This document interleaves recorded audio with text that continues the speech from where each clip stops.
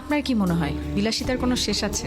সিঙ্গাপুরের ৪৭ বছর বয়স্ক মিলেনিয়ার একজন একটি বইতে লিখেছিলেন, আমাকে প্রায় বিদেশে যেতে হয় এবং আমি ফ্লাই করি ইকোনমি ক্লাসে সবার সাথে।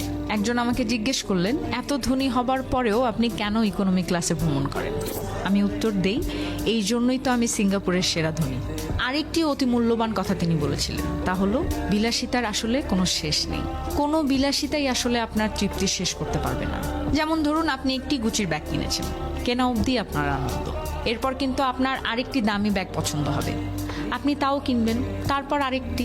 এটা আসলে নেভার এন্ডিং প্রসেস। এই ভিডিওটা আমি নিজের জন্য করছি এবং এখানে আমার অবজারভেশন হলো, মধ্যবিত্তরা যখন একটু বিত্তের মুখ দেখে তখন সেটা দিয়ে জীবনের অনেক অপূর্ণ ইচ্ছে পূরণ করে ফেলতে চায়।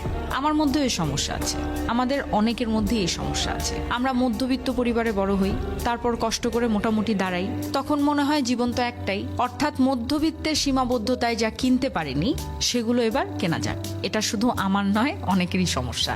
এখন মনে হচ্ছে এটা হচ্ছে জীবনের সবচেয়ে বড় একটি ভুল, কারণ কোনো কেনাকাটাই আসলে কারো চূড়ান্ত তৃপ্তি আনতে পারবে না।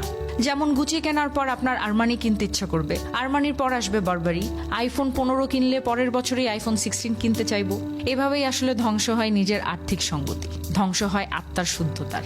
এগুলো কেনাকাটার জোগাড় করার জন্য অশুদ্ধ দৌড় শুরু হয়, যার কোনো ফিনিশিং পয়েন্ট নেই। অথচ একটি বিলাসের খরচ যদি আমি একজন বিপন্ন শিক্ষার্থীর পেছনে খরচ করতাম, সেটা হয়তো 100 বছর অবদান রাখতো। আর যদি একজন রোগীর পেছনে খরচ করতাম, তিনি হয়তো তার বাচ্চাগুলোকে গুছিয়ে যাওয়ার জন্য আরো কদিন সময় পেতেন। অথচ আমরা ফালতু খরচ, জামা, জুতো, কলম, ঘড়ি, চশমা এগুলোর পেছনে ছুটেছি, মানুষের পেছনে ছুটিনি।